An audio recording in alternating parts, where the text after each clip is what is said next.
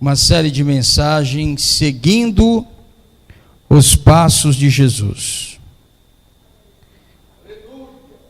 A ordem para Deus, para a nossa igreja aqui, para a nossa comunidade, para o nosso rebanho aqui, é que a gente volte ao Evangelho de Cristo, retorne às Sagradas Escrituras, que a gente venha crescer na graça e no conhecimento do nosso Senhor e Salvador Jesus Cristo, que a gente saia de movimentos, que a gente tire o nosso coração das coisas terrenas e coloque o nosso coração nas coisas do céu, que a nossa esperança não seja nas coisas onde a ferrugem consome, a traça corrói e o ladrão rouba, mas que a nossa esperança esteja em Cristo Jesus, o nosso Senhor.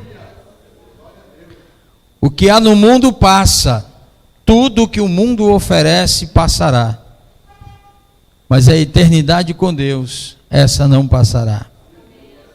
Jesus, ele diz o seguinte: passarão os céus e a terra, mas as minhas palavras não passarão. Amém? Então, nesse primeiro dia, eu gostaria de falar sobre quem era Jesus e como ele vivia. Eu quero usar um texto muito conhecido nosso, mas pouco compreendido, em Romanos capítulo de número 8, versículos de número 28, 29 e 30.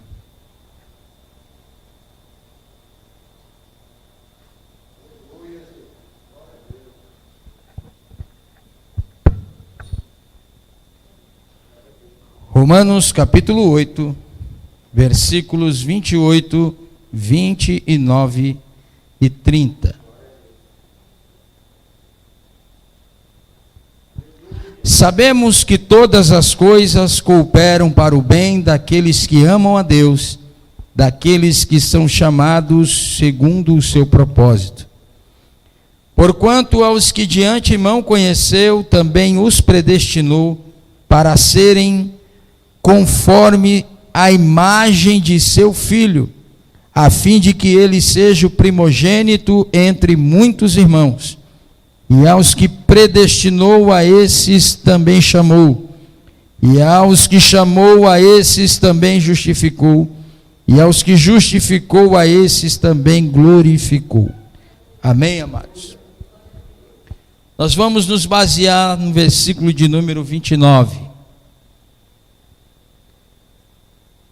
Porquanto aos que de antemão conheceu, também os predestinou para serem conformes à imagem de seu Filho, a fim de que ele seja o primogênito entre muitos irmãos. Nós conhecemos esse texto de uma forma muito longe da realidade dele. Dentro desse texto é falado sobre predestinação, é falado sobre eleição incondicional.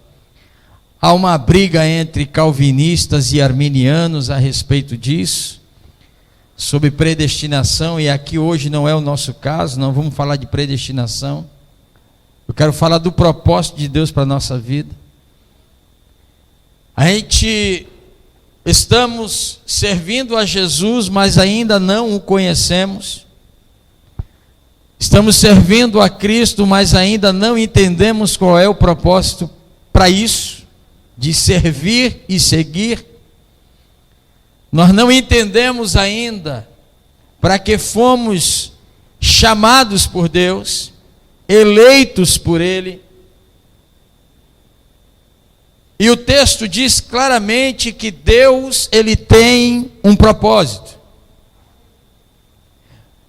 A Bíblia diz no versículo 28 que todas as coisas cooperam para o bem daqueles que são chamados segundo o seu propósito. E é aqui, irmãos, que a igreja dos dias atuais está se perdendo. Porque o propósito de Deus para a igreja não é enriquecimento terreno. Não é preocupação em obter coisas na terra.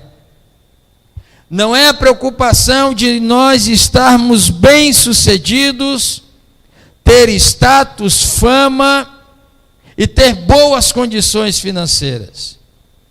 O propósito de Deus para nós, segundo as Sagradas Escrituras, não é alcançarmos objetivos pessoais. O texto é muito claro. O que nós precisamos entender, qual é o propósito desse chamado. Por que nós fomos chamados? Para que nós fomos chamados? Então nós precisamos entender que Deus, Ele nos chamou, e dentro desse chamado há um propósito, e o propósito desse chamado é único. O propósito desse chamado é simplesmente nós sermos transformados conforme Cristo é. Sermos igual a Ele. Vivermos como Ele viveu. Andar como Ele andou. Ser conforme é se igualar a quem? A alguém. É ser igual. É ter os mesmos parâmetros, a mesma ética, a mesma conduta, o mesmo comportamento, a mesma forma de ver, de agir, a mesma forma de se conduzir como cristão, como Cristo. E uma pergunta que nós deveríamos fazer todos os dias, quando nós estamos perto de tomar alguma decisão, quando nós estivermos perto de tomar uma decisão que vá mudar o curso da nossa vida, é perguntar a seguinte coisa: no meu lugar, o que Jesus faria? Se nós formos tomar alguma decisão na nossa vida que vai mudar o curso da nossa vida, a primeira pergunta que nós deveríamos fazer é essa: no meu lugar, o que Jesus faria? Porque a Bíblia diz, irmãos, que aqueles que estão em Cristo Jesus são nova criatura.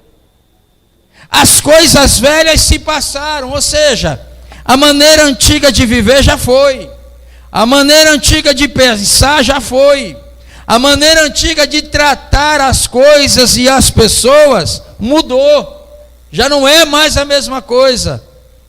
Paulo, ele expressa de uma forma tremenda o seguinte: não sou mais eu que vivo, mas Cristo vive em mim. O que Paulo está dizendo? Quem comanda a minha vida, quem está no controle da minha vida e quem toma as decisões por mim, não sou mais eu mesmo, é Cristo. É Cristo. E é esse mesmo Paulo que escreve esse texto, dizendo que nós fomos chamados com um propósito, e o propósito é único: sermos iguais a Cristo. Mas como é que nós podemos ser igual a alguém que não conhecemos?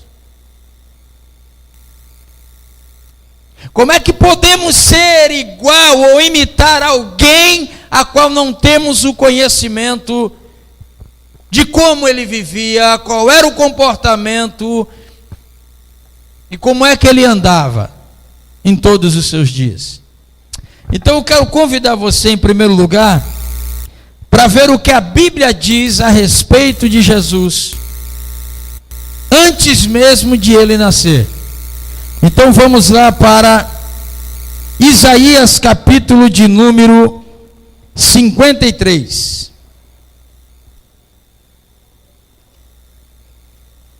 Isaías, capítulo de número 53.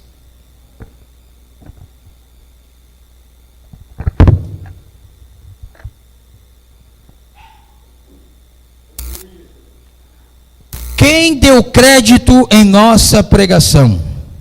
E a quem foi revelado o braço do Senhor? Porque subindo como renovo perante ele, como raiz de uma terra seca, não tinha aparência nem formosura. Olhámo-lo, mas nenhuma beleza havia que nos agradasse. Era desprezado e o mais rejeitado entre os homens, homens de dores, e que sabe o que é padecer. E como um de quem os homens escondem o rosto, era desprezado, e dele não fizemos caso. Certamente, ele tomou sobre si as nossas enfermidades, e as nossas dores levou sobre si, e nós o reputávamos por aflito, ferido de Deus e oprimido. Mas ele foi traspassado pelas nossas transgressões e moído pelas nossas iniquidades. O castigo que nos traz a paz estava sobre ele, e pelas suas pisaduras fomos sarados. Todos nós andávamos desgarrados como ovelhas, cada um se desviava pelo caminho, mas o Senhor fez cair sobre ele a iniquidade de todos nós. Ele foi oprimido e humilhado, mas não abriu a boca. Como o cordeiro foi levado ao matadouro, e como ovelha muda perante os seus tosqueadores, ele não abriu a boca. Por juízo o opressor foi arrebatado, e de sua linhagem quem dela cogitou, porquanto foi cortado da terra dos viventes. Por causa da transgressão do meu povo foi ele ferido. Designaram-lhe a sepultura com os perversos, mas o rico esteve na sua morte, posto que nunca fez injustiça, nem dolo algum se achou em sua boca.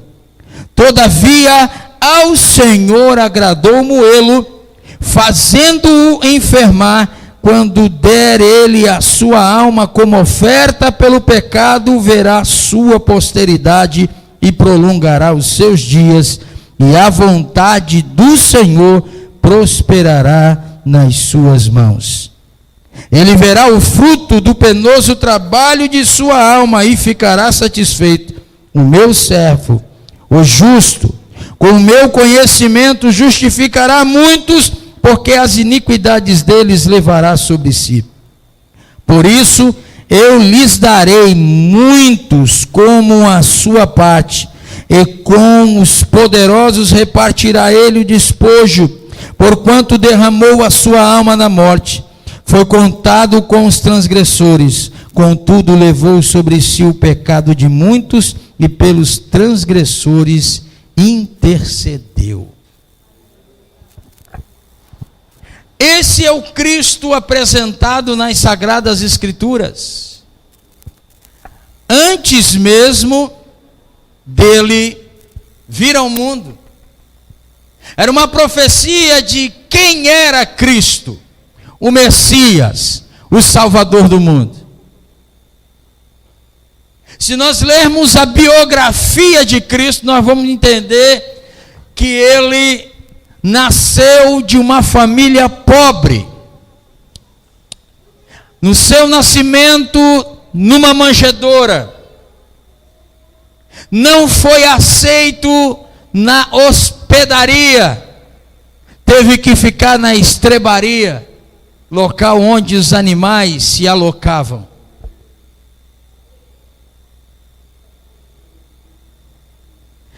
Desenvolveu o seu crescimento em Nazaré, a ponto de alguém dizer o seguinte: porventura pode vir alguma coisa boa de Nazaré?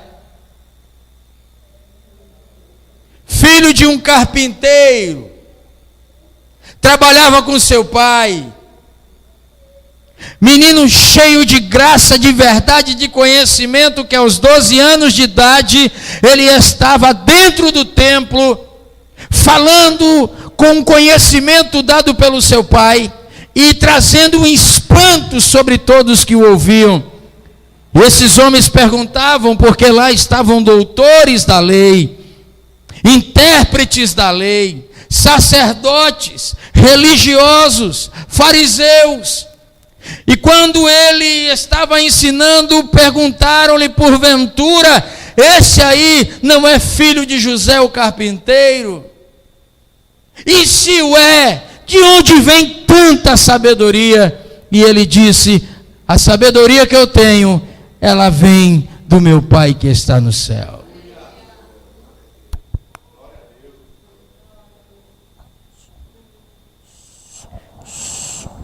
Jesus foi um Deus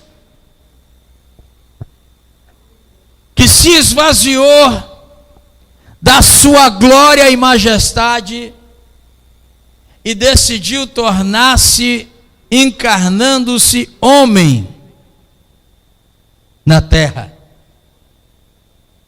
Diz o texto de Filipenses capítulo 2, que ele esvaziou-se de si mesmo, e ele não usurpou, ou seja, não se ensoberbeceu em ser a Deus, antes aniquilou-se a si mesmo, se esvaziando, e vindo em forma de homem, e foi obediente até o ponto de dar a sua própria vida, por amor de muitos.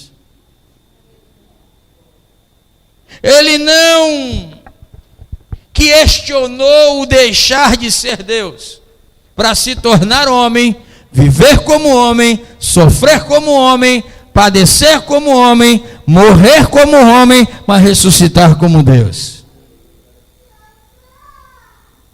Diz as Sagradas Escrituras que Jesus Cristo, ele antes de começar o seu ministério, ele começou a cumprir os mandamentos de Deus. A primeira coisa que ele veio cumprir foi o batismo em águas. João Batista estava à beira do Rio Jordão. João Batista estava pregando o Evangelho. A pregação de João Batista foi chocante, alarmante, porque João Batista dizia na beira do Rio Jordão: raça de víboras, quem ensinou a vocês a fugir da ira vindoura? Arrependei-vos para a remissão de pecados e sejais batizados. E ali estavam multidão, soldados e alguns religiosos. Nessa pregação de João Batista, se arrependeu dos seus pecados e se converteu soldados, religiosos e a multidão. E alguém estava animado com a presença de João Batista, o profeta. Alguns diziam: este é o profeta que havia de vir.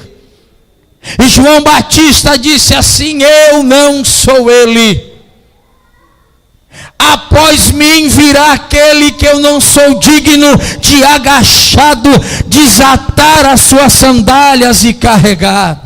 Eu vos batizo com água, mas ele vos batizará com o Espírito Santo e com fogo. E vem Jesus chegando entre a multidão. E Jesus diz para João: é lícito que tu venhas me batizar para que se cumpra as Escrituras. E João Batista briga: mas eu não sou digno, mas é necessário que assim tu faças. Jesus foi batizado, e quando ele termina de ser batizado, desce do céu em uma forma corpórea de pomba o Espírito Santo, e uma voz que vem sobre uma nuvem diz: este é o meu Filho amado, em quem tenho prazer. Louvado seja o nome do Senhor. Ao terminar de ouvir a voz divina, o Espírito Santo pega Jesus e o conduz ao deserto para ser tentado por Satanás.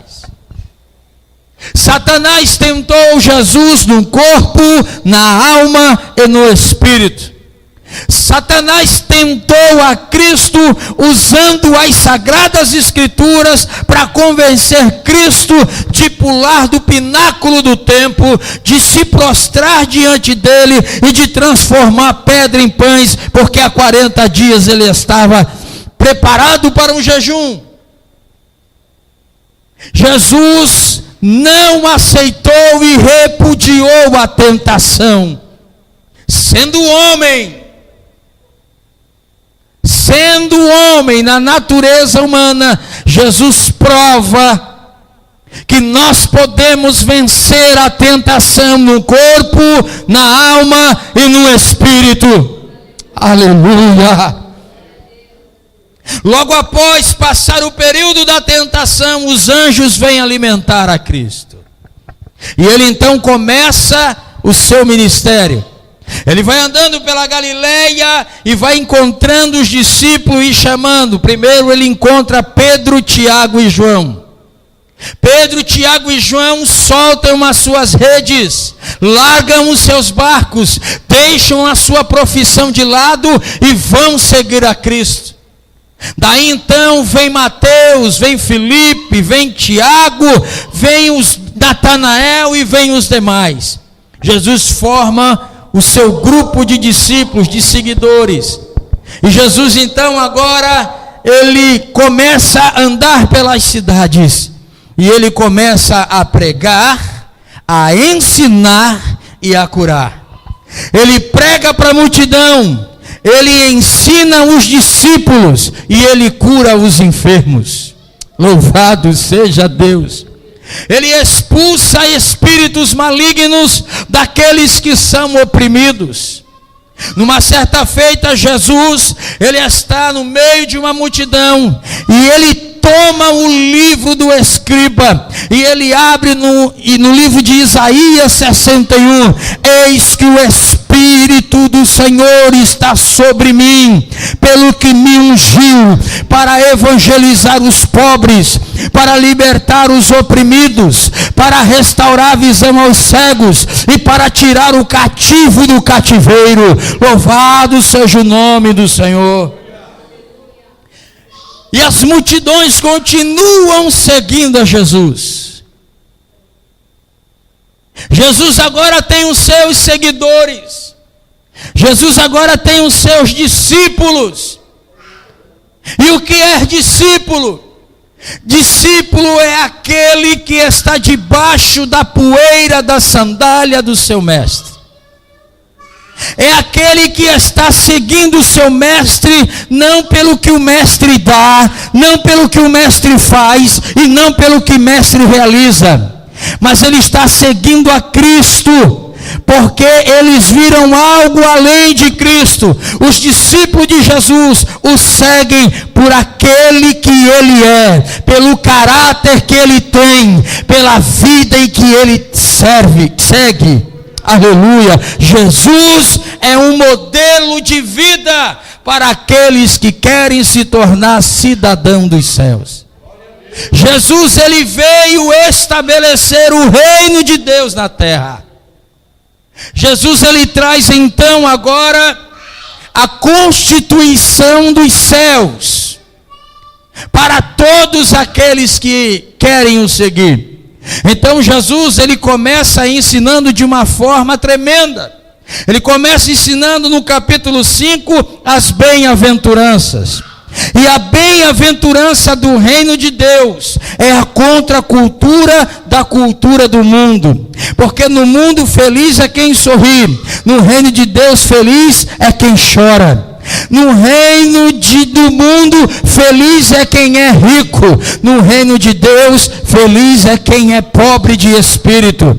No reino do mundo, feliz é aqueles que não sofrem perseguições. No reino de Deus, feliz e bem-aventurados são todos que são perseguidos por causa do amor e do nome do nosso Senhor e Salvador Jesus Cristo. Aleluia! E isso é um espanto.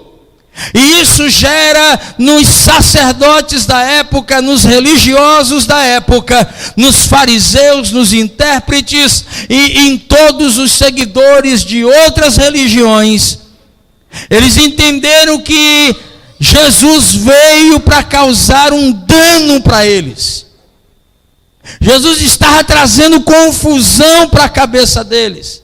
E Jesus então percebeu o seguinte: para esta multidão e para este povo eu vou falar em parábolas, mas para vós outros eu falarei em palavras. Ou seja, o que eu falar para os outros, eles não entenderão, mas vós entendereis. Vós compreendereis o que eu quero vos dizer. E Jesus então começou a sua caminhada.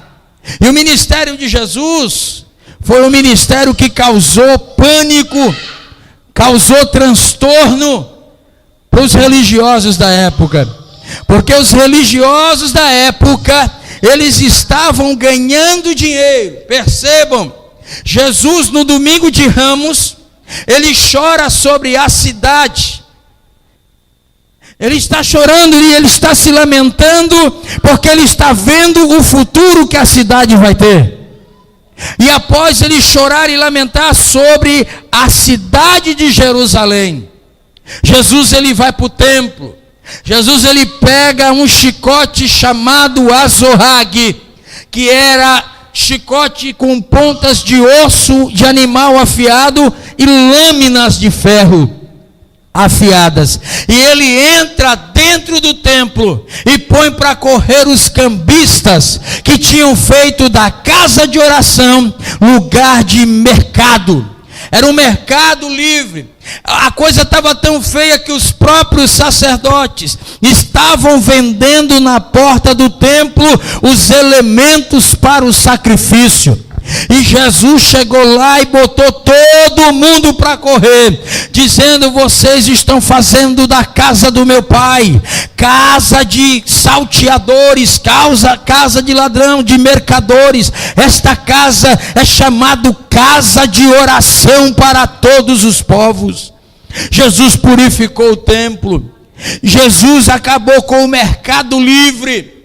Jesus estava falindo a religião da época. E eis que ele surge então como mestre, como rabi. As pessoas viram em Jesus algo surpreendente, algo que poderia mudar aquele ambiente. E isso gerou ódio nos oficiais religiosos daquela época.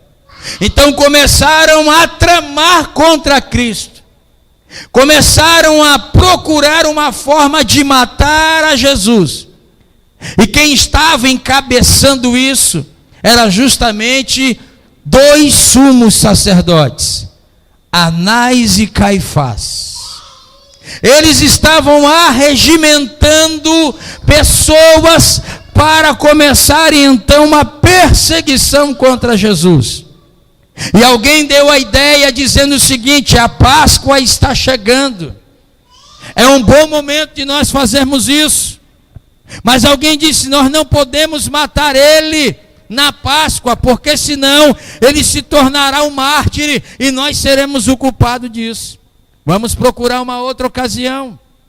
Eles estavam procurando ocasião para matar Cristo, para tirar a vida de nosso Senhor e Salvador Jesus Cristo.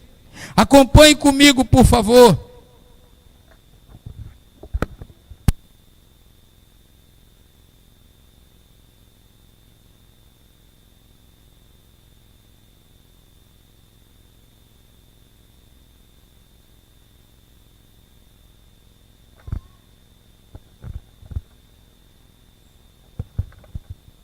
Acompanhe comigo no livro de Mateus,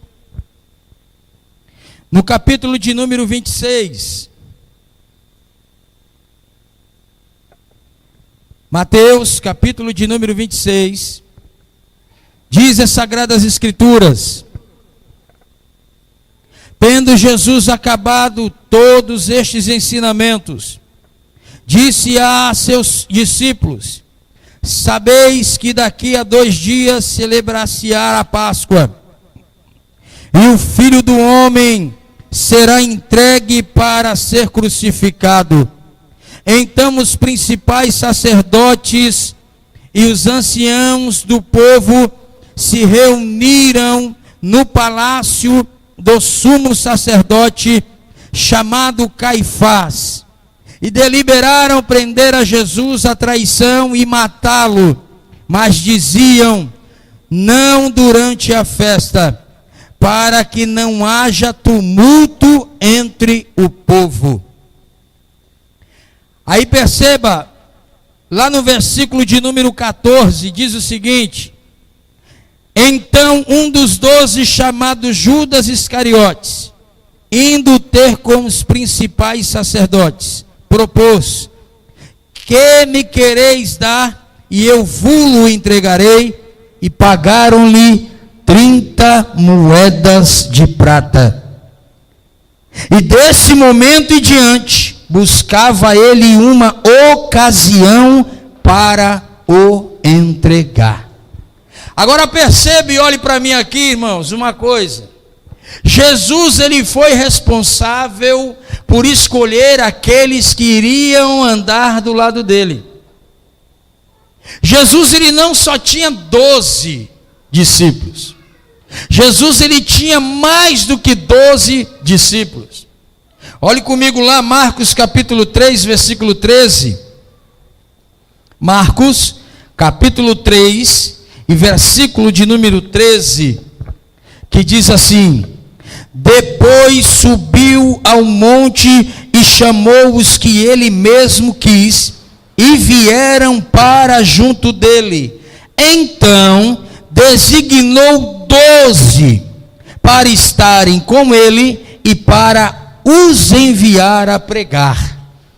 Então Jesus tinha mais do que 12 discípulos. Do grupo de discípulos que ele tinha, ele escolheu 12 e os fez apóstolos. Esses 12 estavam incumbidos de ir pregar, ir ensinar, ir expulsar espíritos malignos da vida das pessoas. Se você pegar a sua Bíblia e ler Marcos capítulo 10, Mateus capítulo 10, Lucas capítulo 9, você vai ver toda essa trajetória do Senhor enviando esses discípulos. Agora perceba uma coisa: Jesus, ele foi responsável por escolher os seus discípulos, e dentre eles, ele escolheu aquele que o haveria de trair. Como Jesus, como seguidor dos passos de Jesus, nós precisamos aprender muita coisa com ele nesse sentido. E uma das coisas é saber andar com aquele que você sabe que vai lhe ferir, que vai lhe trair, que vai lhe passar para trás, mas se manter o mesmo. Se manter firme. Não perder a sua essência. Não perder a força do seu caráter. Não brigar, não expor, não expulsar, não rejeitar. Há uma estratégia militar que é interessante. A estratégia militar nos ensina o seguinte: seja amigo do seu inimigo, porque se ele estiver tramando alguma coisa, será impossível que você não descubra. E Jesus sabia a todo momento quem é que o ia trair.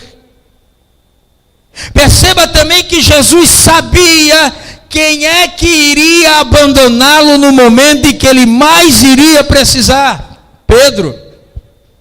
O que Pedro falou: olha, ainda que todos te neguem e te abandone, eu jamais te abandonarei. Olha, ainda que todos te deixem para trás, eu jamais, eu estou pronto para ir contigo até a morte. E Jesus, sabendo quem era Pedro, disse: Pedro, Pedro, esta noite Satanás pediu ao Pai para peneirar contigo como se peneira trigo, e eu roguei ao Pai por ti, Pedro. Eu roguei ao Pai por ti, Pedro, para quando tu te converteres, sejais exemplo dos teus irmãos.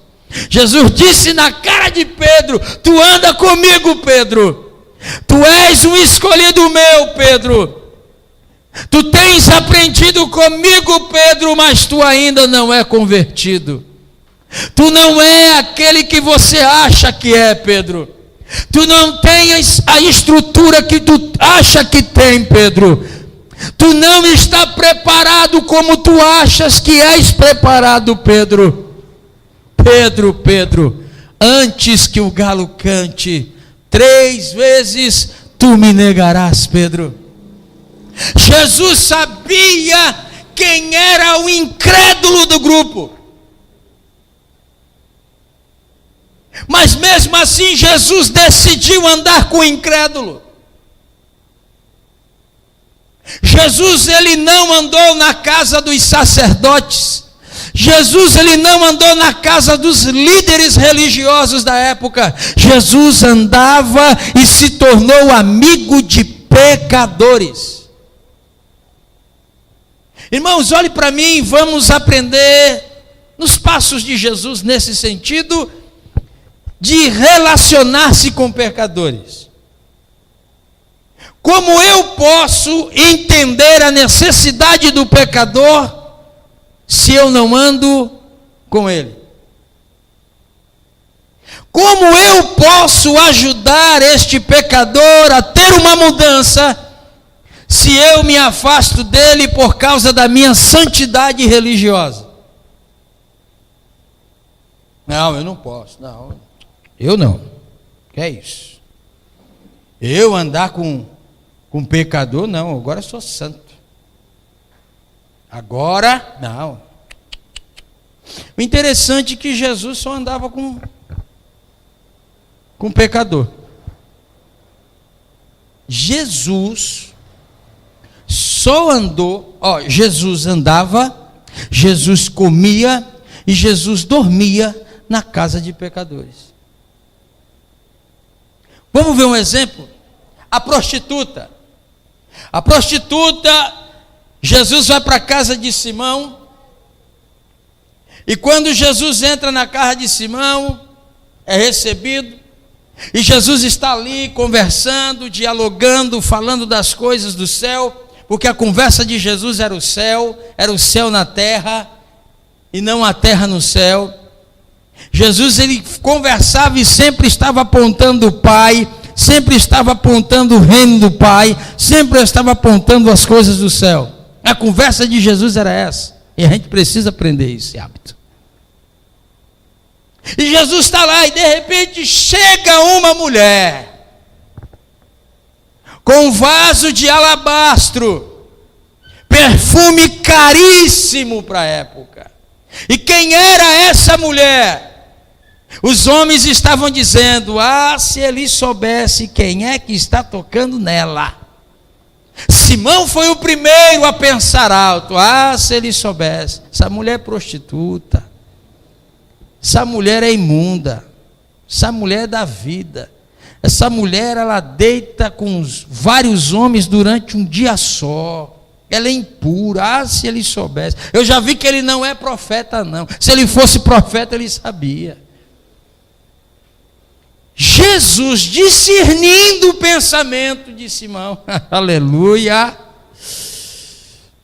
ele disse assim: Simão, tu és conhecedor da lei, então vamos falar sobre aquilo que você conhece. Na lei diz que quando um visitante chega na casa, a primeira coisa que você dá é água para lavar os pés. E você não me deu. E essa mulher não para de molhar e de lavar os meus pés com as suas lágrimas. e enxugar com seus cabelos. Na lei diz que quando o visitante chega na casa, você saúda com ósculo santo. Ósculo santo é 3 beijos na face, né? E eu cheguei aqui e você não fez isso. Essa mulher, desde quando chegou, não para de beijar os meus pés. Simão, diz a lei, que quando o visitante chega e quando esse visitante tem honra, derrama-se azeite sobre a cabeça dele. E você também não fez. E essa mulher trouxe um perfume caríssimo e tem derramado sobre mim. Jesus olha para aquela mulher e diz o seguinte: vá e não peques mais. Os teus pecados estão perdoados. E alguém perguntou: quem é esse homem que até pecado perdoa?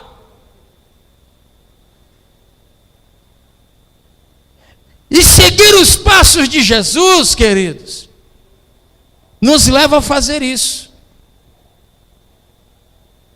A parar de olhar a aparência e a vida que a pessoa leva e amar. Porque Jesus, ele não veio julgar. Jesus, ele veio tirar o jugo dos pecadores, trazer salvação e perdão e conduzi-los a Deus. Mas os religiosos, eles não entram no reino e também não deixam os outros entrarem. Leia comigo aí, por favor, Mateus 23, 13.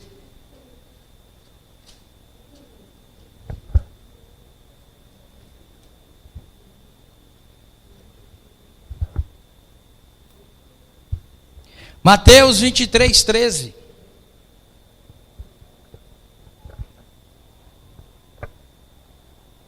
Nós precisamos descobrir, irmãos, se nós somos religiosos ou somos seguidores de Cristo. Porque seguir a Cristo é andar como Ele andou, fazer o que Ele fez, amar quem Ele amou, do jeito que Ele amou. A santificação não nos impede de nos comunicarmos com pecadores, até porque é necessário essa comunicação. O que nós não podemos fazer é praticar o que eles praticam, fazer o que eles fazem. Nós precisamos ser luz para eles.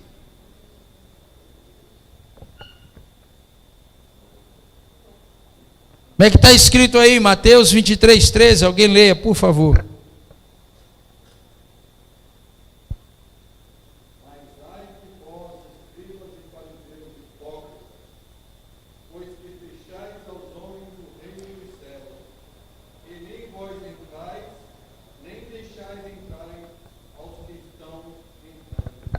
Isso é para nós, irmão. Isso aqui é para nós.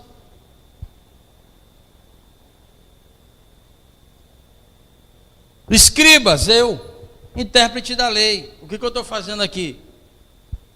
Interpretando o texto da palavra de Deus para quem? Para vocês. E quem vocês são? Os fariseus. Que ouve, que recebe o entendimento,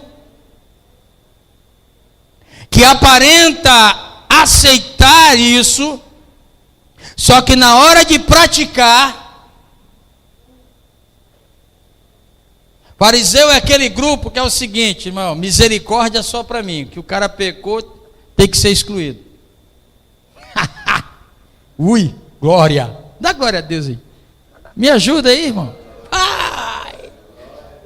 Se eu pecar, ninguém pode me dar as costas, ninguém pode me rejeitar, ninguém pode faltar com misericórdia, compaixão e amor comigo. Tem que me perdoar.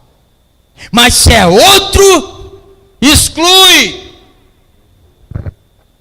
expulsa da igreja. E se encontrar na calçada, muda para o outro lado para nem cumprimentar o irmão. Hipócrita. Nem entra no reino de Deus e também não deixa que os outros entrem pelo mau exemplo que dá, pela falta de amor, pela falta de misericórdia e pela falta de compaixão.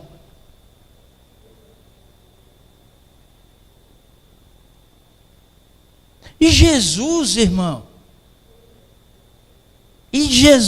Jesus entrou na casa do maior ladrão da época. Você conhece a história de Zaqueu?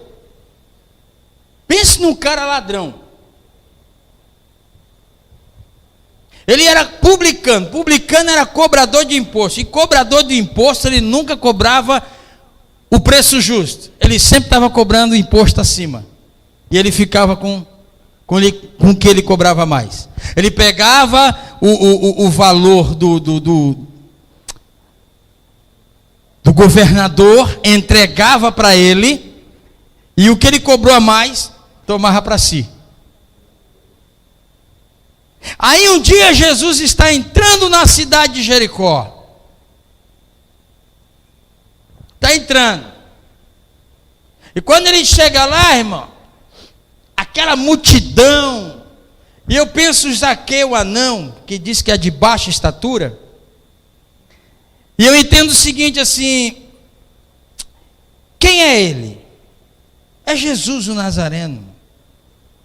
Olha, alguém disse para Zaqueu a história que Jesus, olha, ele multiplicou peixe e pão, ele saciou a fome de quase 15 mil pessoas, olha, ele ressuscitou o filho da viúva de Naim, olha, ele curou o cego lá no tanque de Siloé. Esse homem é fenomenal. E aquilo encheu o coração de Zaqueu de curiosidade. E como ele era pequeno, eu fico imaginando aquela multidão apertando Jesus e Zaqueu pulando para ver quem é. Não tinha como, ele olha para a figueira brava e sobe. Sicômoro é figueira brava cheia de espinhos. Imagine então o cuidado que ele subiu. Agora eu não sei se ele teve o mesmo cuidado quando ele desceu. Porque a ordem foi, desce depressa. E Zaqueu está lá, só que Zaqueu não queria contato com Jesus, ele só queria ver quem era ele. Ele não queria ter conversa, ele não queria pegar na mão, ele não queria abraçar, não queria palpar, ele só queria ver, saber quem era esse fenômeno da cura, do milagre, que está alvoroçando toda a cidade. Mas Jesus, ele não quer só isso, Jesus ele vai além. Jesus ele diz que ele não veio para quem está são, ele veio para quem está doente, porque quem está são não precisa de médico. Mas os que estão doentes precisam. E ele é o médico das almas. E ele chega lá, debaixo da árvore, olha para cima e diz: Zaqueu, desce depressa, porque hoje eu quero, na NVI diz assim, hoje eu quero repousar na tua casa. Que negócio fenomenal, irmão. Agora eu fico imaginando os religiosos de longe. Pronto, olha lá, vai para a casa de mais um pecador. Como gosta de pecadores e camarotes. Como é que a gente pode ter esse cidadão como o nosso Messias, o nosso rei? Como? Que só anda com pecador. A gente não, a gente é tudo santo. Se ele fosse profeta mesmo, ele não andava com pecador. Mas nós somos santos. Zaqueu leva Jesus. Quando Jesus entra na casa de Zaqueu, o fenômeno da salvação e do arrependimento acontece. Sem uma palavra. Zaqueu já começa dizendo quem ele é para Jesus.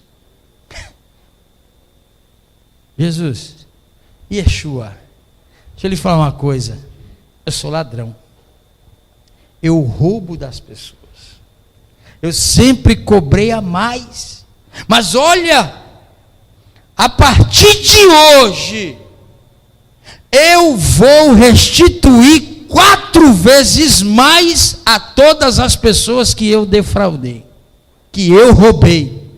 Jesus olha para Zaqueu e diz: hoje veio salvação a essa casa. Irmão, não existe salvação sem arrependimento e confissão de pecado. Zaqueu, ele teve que confessar os seus pecados e se arrepender. Aleluia! E quando ele o fez, Jesus proclamou: hoje veio salvação a essa casa. O que nós podemos aprender com Jesus, amados?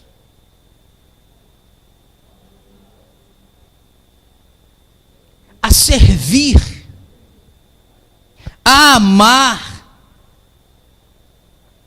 a dedicar a vida a salvar a outros, a estender a mão para quem está no fundo do poço, independentemente do seu estilo de vida. Nós não fomos chamados para ver ou assistir o estilo de vida de seu ninguém. Nós fomos chamados para sermos como Cristo, levar amor, misericórdia, compaixão e apresentar a salvação para as almas das pessoas. Como eu posso querer evangelizar se eu não amo? Como eu posso querer falar do amor de Cristo se eu não amo, não tenho compaixão, não sinto misericórdia pelos que pecam? Como eu posso dizer que eu sirvo a Cristo? Como eu posso dizer que eu amo a quem eu não vejo e odeio a quem está comigo na caminhada do dia a dia? Como que é isso? Como que a gente consegue isso? Como é que faz esse negócio? Que eu não entendi até hoje. Eu ainda não entendi, irmãos, o que a igreja está fazendo na terra. Eu não entendi ainda. Porque a igreja atual, ela é um local aonde se reúne um monte de pessoas que cantam um monte de hino, que ouvem um monte de palestra, mas que não se transformam, mas que não mudam, mas que não apresentam a Cristo na sua própria vida. Irmão, nós não temos que apresentar só Cristo nas Escrituras, nós temos que apresentar Cristo em nós. No nosso dia a dia, da nossa conduta, na nossa postura, nas nossas conversas. Nas Escrituras é fácil, eu abro as Escrituras e falo. Agora, na prática, eu consigo apresentar Cristo para os outros? Em verdade, em amor, em justiça? Vamos ler mais um texto. Mateus capítulo 10.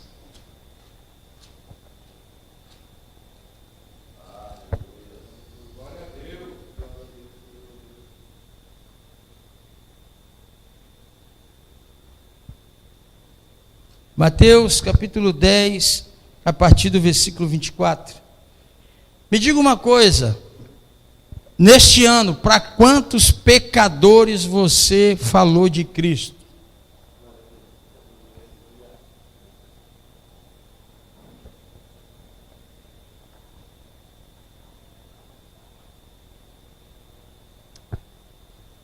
Vou complicar mais um pouco. Nós estamos no 3º mês, começando hoje.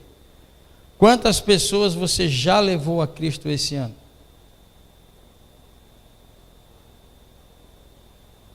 Para quantas pessoas você falou de Cristo? Para quantas pessoas você apresentou Cristo através da sua vida?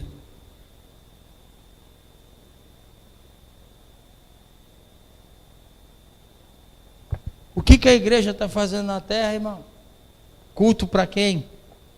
Reuniões para quê?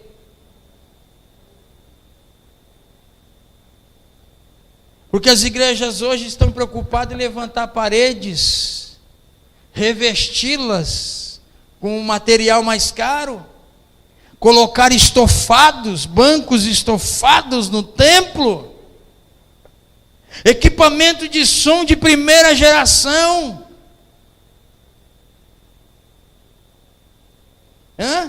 Mobília do altar de primeira linha, irmão. Mas e pessoas?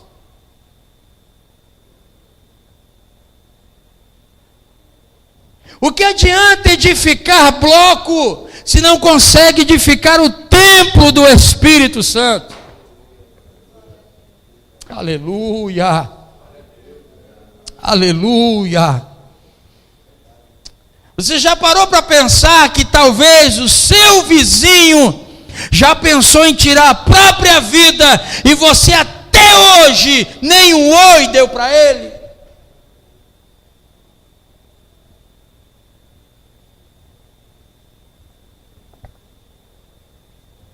A briga hoje é por essa mobília aqui, que é uma idolatria por isso aqui. O interessante é que o púlpito de Esdras era um caixote.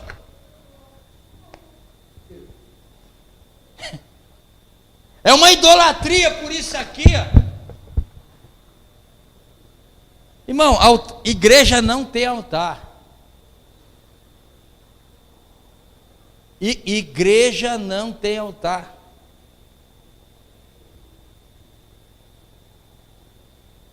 Igreja não tem altar.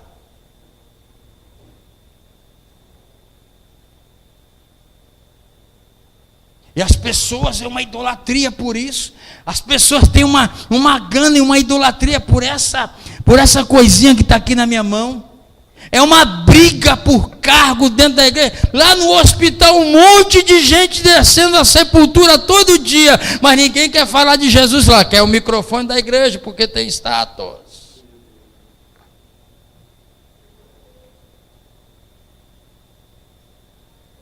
Eu vou sair da igreja porque o pastor não dá oportunidade. Foi minha filha e meu filho. O mundo é um campo carregado de oportunidade. Mas ele então não quer falar do amor de Cristo. Ele quer se apresentar. Ele quer mostrar a sua dinâmica, a sua eloquência, o seu conhecimento, a sua capacitação. Irmão, vou dizer uma coisa: capacitação, eloquência e conhecimento. Paulo disse o seguinte: tudo que ele tinha como esterco. Nada melhor do que a sabedoria que ele tinha do Pai. Pronto. Não adianta os meus diplomas de teologia, de graduação, de psicologia pastoral. Não adianta nada, irmão. Se Cristo não estiver em mim. Se Cristo não estiver nas minhas ações e nas minhas atitudes. Não adianta nada. Se a minha mensagem não for carregada do Cristo, não serve. Não vai mudar a vida de ninguém. Olha o texto, Mateus 10, 24. O discípulo não está acima do seu mestre, nem o servo acima do seu senhor. Basta ao discípulo ser como o seu mestre, e ao servo como o seu senhor. Você entendeu o que você leu aí, irmão?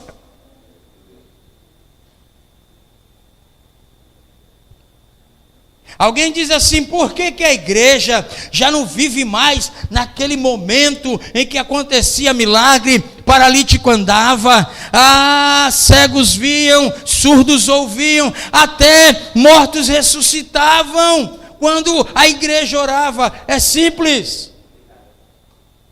É simples. Porque tiraram Cristo do centro dos cultos.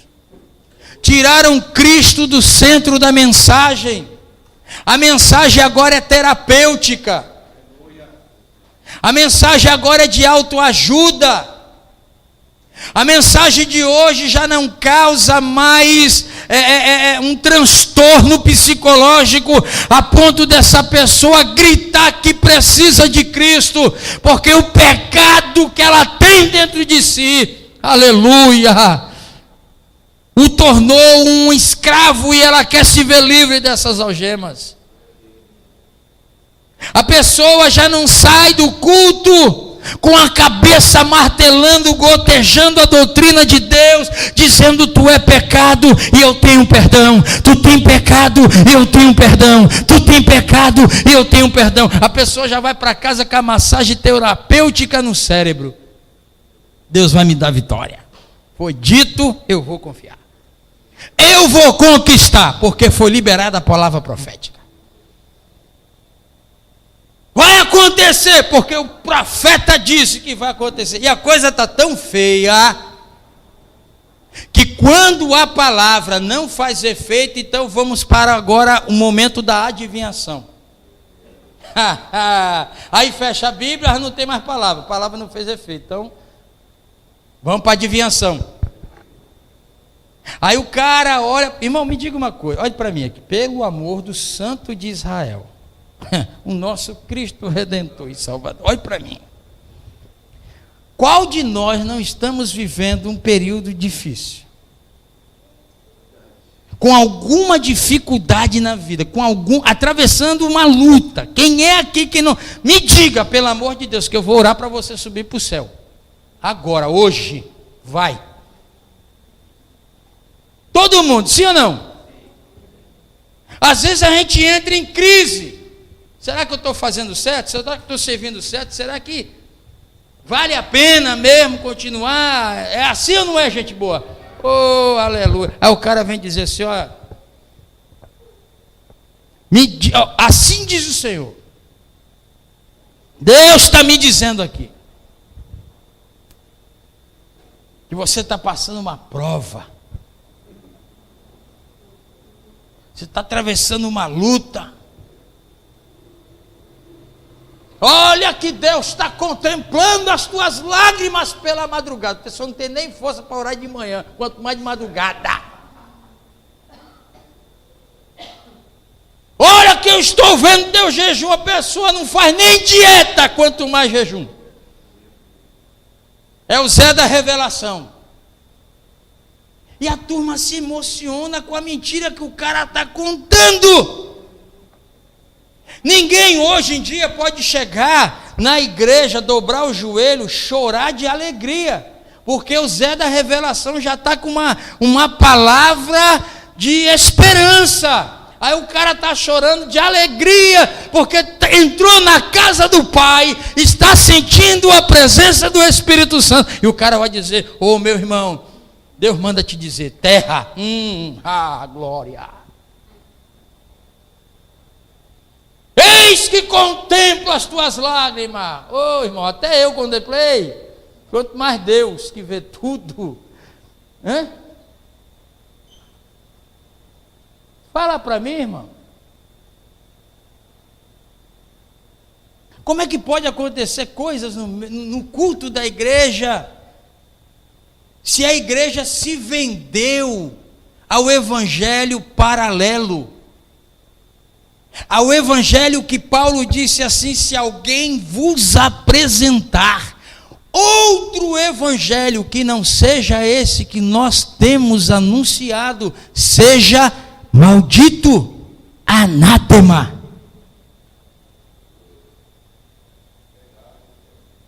O evangelho carrega um tema central, e o tema central do evangelho é único.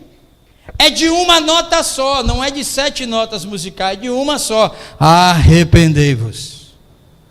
Arrependei-vos. Arrependei-vos. Nós criamos uma meta agora, né, irmão? Aí tu vai evangelizar, olha, Jesus te ama. Não, a mensagem para você, arrepende dos teus pecados. Não está escrito nas Sagradas Escrituras, Jesus te ama. Não está escrito. A mensagem do Evangelho é arrependei-vos, convertei-vos, voltai ao Senhor, largai os vossos pecados, limpem-se, purifiquem-se, retornem ao Senhor, confessem os seus pecados, e ainda que o vosso pecado seja vermelho como escarlata, Deus o purificará.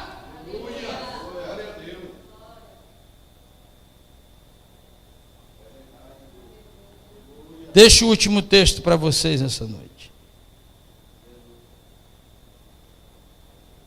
Hoje só foi a introdução.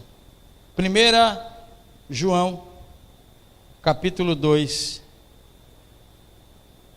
versículos 5 e 6.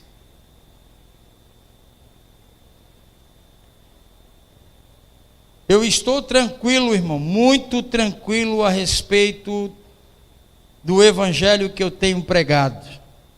Eu posso ser julgado por Deus, castigado por Deus por muitas outras coisas, menos de ter deixado de pregar o verdadeiro evangelho. Disso a minha consciência está tranquila. Você não sabe como eu durmo depois de cada mensagem que eu entrego para vocês aqui. Eu durmo, mas eu durmo no sono do justo. Minha esposa diz assim, rapaz, quando você sai do culto depois de pregar, quando você chega em casa, toma um banho, janta e vai deitar, você morre. Você se apaga. Eu falo, é o sono do justo. Eu durmo com a consciência tranquila. E ainda mais quando acaba o culto, e alguém diz assim, pô, pastor, o senhor hoje pegou, hein? Eu falei, então, alcancei o objetivo. Era para pegar mesmo. Era para pegar mesmo. Era para deixar o cabra assim, entendeu? De o travesseiro virar paralelepípedo, entendeu? De criar espinho na cama assim, para incomodar o cidadão. Se a mensagem faz isso, eu fico feliz. Entendeu? E é bom quando volta. Oh, aleluia. João 2. Alguém leia versículos 5 e 6, enquanto eu mato minha sede aqui.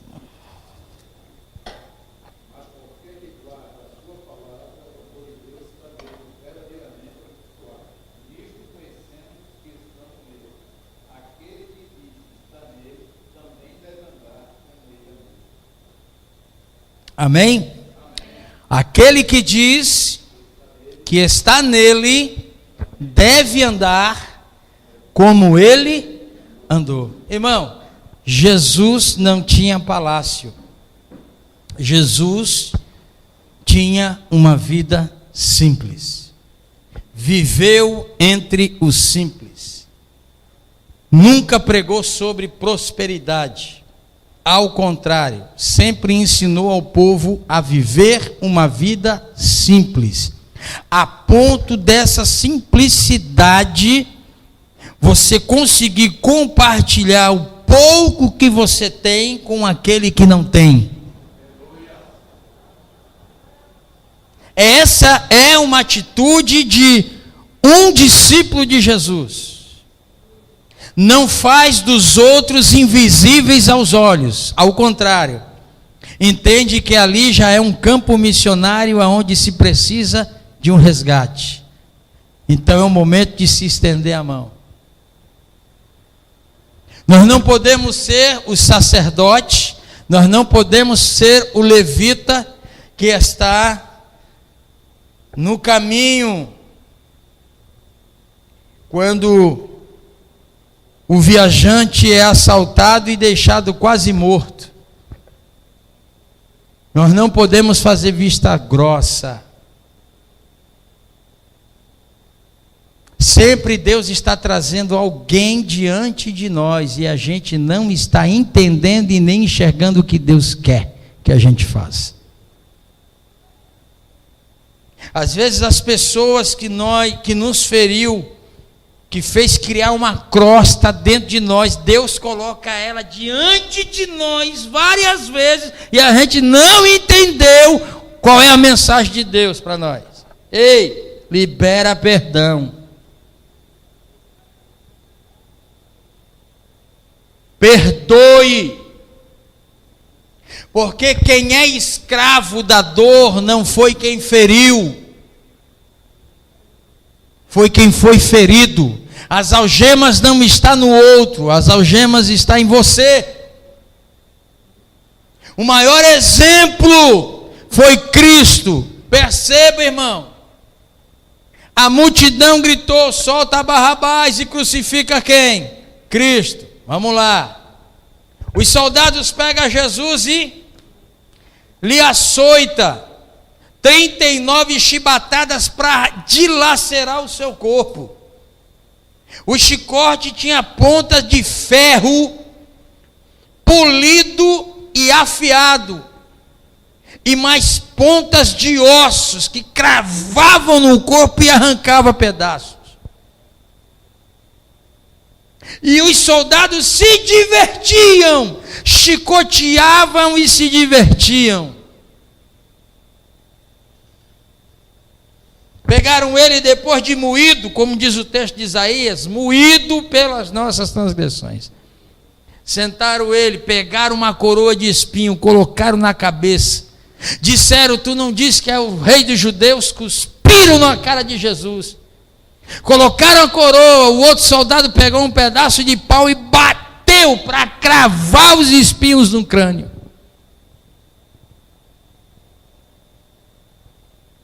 Deram um soco na cara de Jesus. Rei dos judeus. Pé. A primeira vez ele diz: tenho sede. Alguém pega, molha a esponja no vinagre e dá para ele. Quando o vinagre toca na boca, Jesus não recebe. Porque se recebesse, não se cumpriria Isaías, que diz que ele era varão de dores e de sofrimento. Porque vinagre é um anestésico. Aliviaria. E não se cumpriria o que foi dito.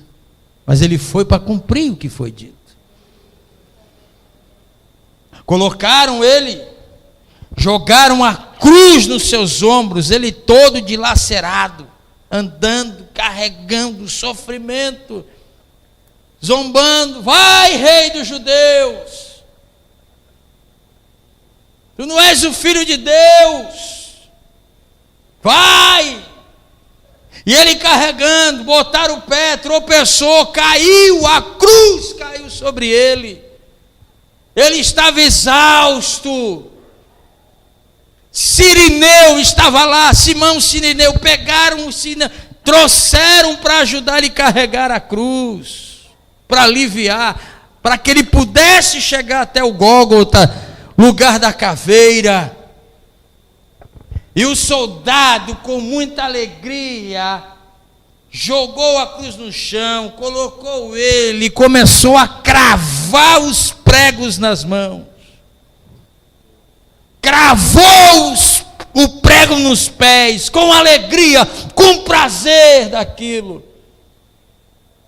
Levantaram a cruz entre dois ladrões. Um dos ladrões zombando, dizendo: tu não és o Filho de Deus, tu não és o Cristo, o Filho do Deus vivo, desce daí, salva a ti mesmo e salva nós também. E o outro, culpado, olhou para o outro e disse: esse homem não tem pecado nenhum, esse homem é justo, nós estamos aqui porque nós merecemos, mas ele não. E ele olha para Cristo e diz, só faz um pedido: lembra-te de mim quando entrares no paraíso. Jesus, com um olhar de misericórdia, amor e compaixão, disse: hoje mesmo estarás comigo no paraíso. Ele diz de novo: tenho sede. Pegaram uma vara, amarraram na ponta da vara uma esponja, colocaram vinagre e deram para ele beber de novo. Ele experimentou, mas não bebeu.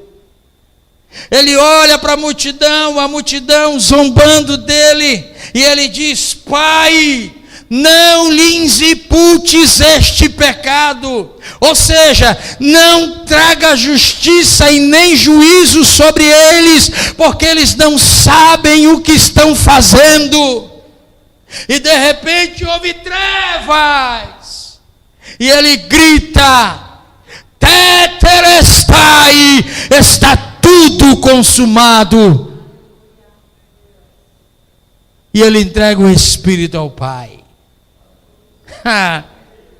O milagre da cruz, um fenômeno sobrenatural.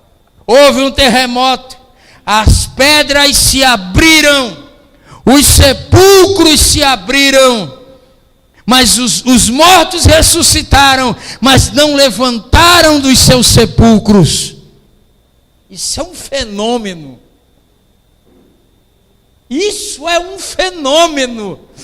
Aleluia! Por que que eles ressuscitaram, mas não se levantaram do sepulcro? Simples o fato, quem deveria ser a primícia dentre os mortos era ele. Ele tinha mais uma missão a fazer. Ele fez a missão na terra. Ele apresentou o reino do Pai, o reino do céu, a salvação. Agora era a hora de ele tomar a chave. E ele então é sepultado no final de sexta-feira. Entre sexta-feira e domingo, ele desce às profundezas da terra. Ele vai até o reino das trevas. E quando ele chega lá, ele tem um encontro com Satanás. E ele toma a chave do reino de Satanás. E quando ele ressuscita no domingo, ele diz: todo o poder é me dado nos céus e na terra. Aleluia!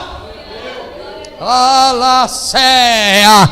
E quando ele ressuscita no domingo de manhã, diz as Sagradas Escrituras que os mortos que ressuscitaram no final de sexta-feira entraram com ele na cidade de Jerusalém. Aleluia!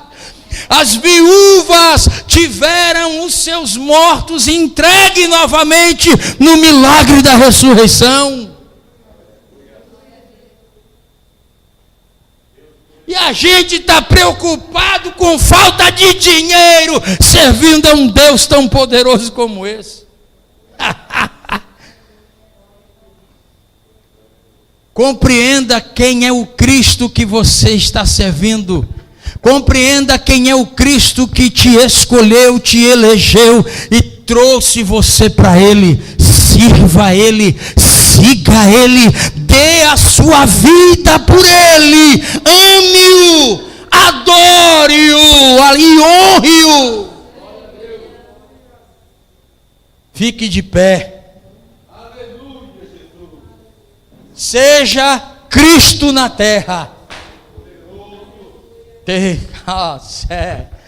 Eu lá estou preocupado e eu vi que Deus vai me dar carro. Eu não quero carro, eu não quero casa, eu não quero dinheiro, eu quero o céu, irmão. Eu estou cansado dessa terra, eu estou cansado dessa vida.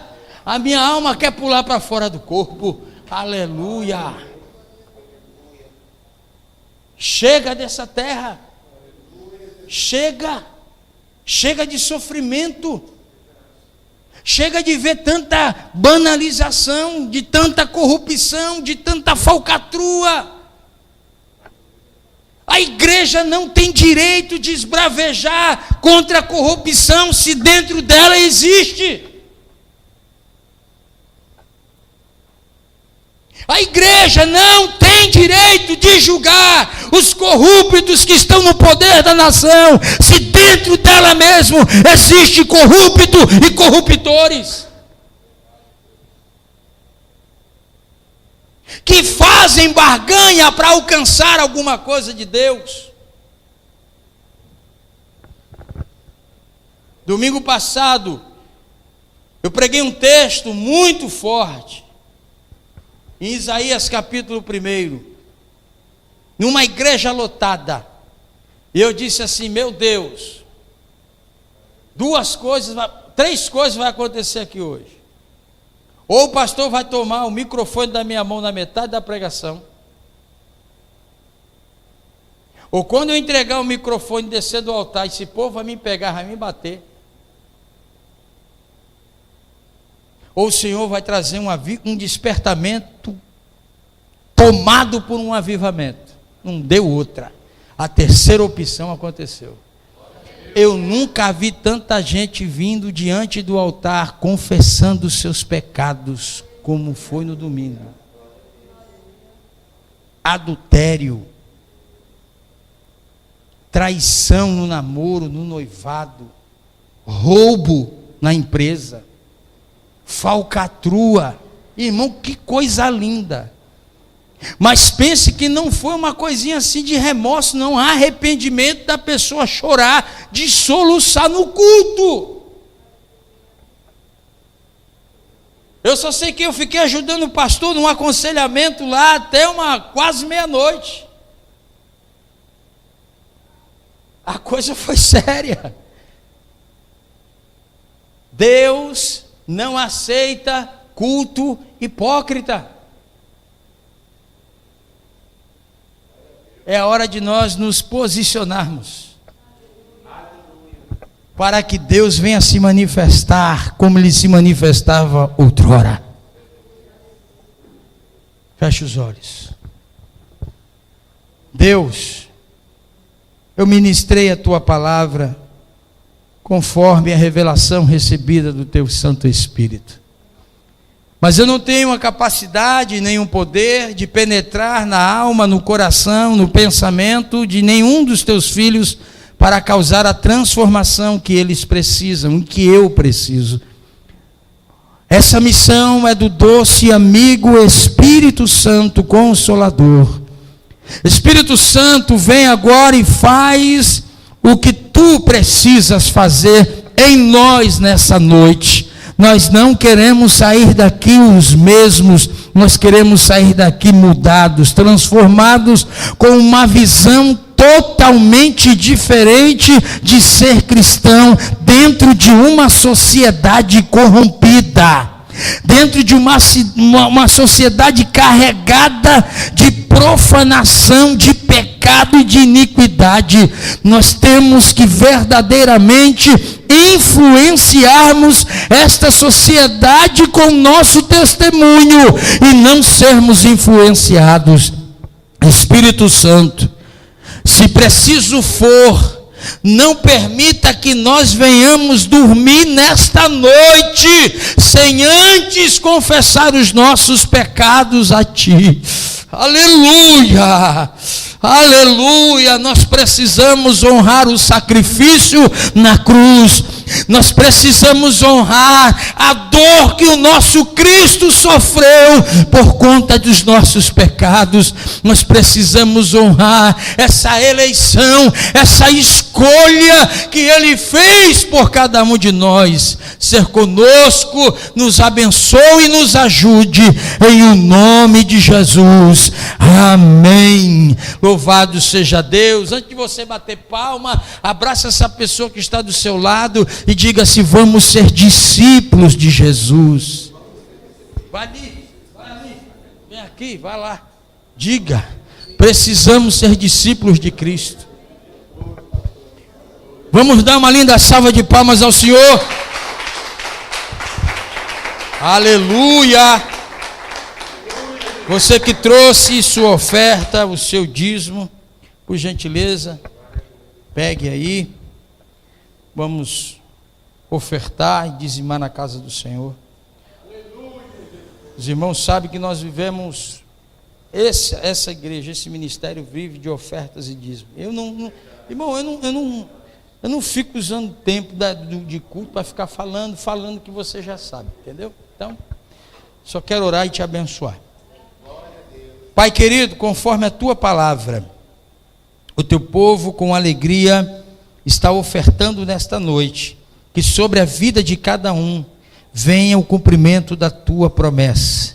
a bênção sem medida, recalcada, sacudida e transbordante. Que não falte nem um pão e nem um trigo, e que a semente que o Senhor entrega, eles possam semear com alegria. Ah, Senhor, em nome de Jesus, amém. Glória a Deus. Amém, irmão? Pode recolher as ofertas? Passa aí um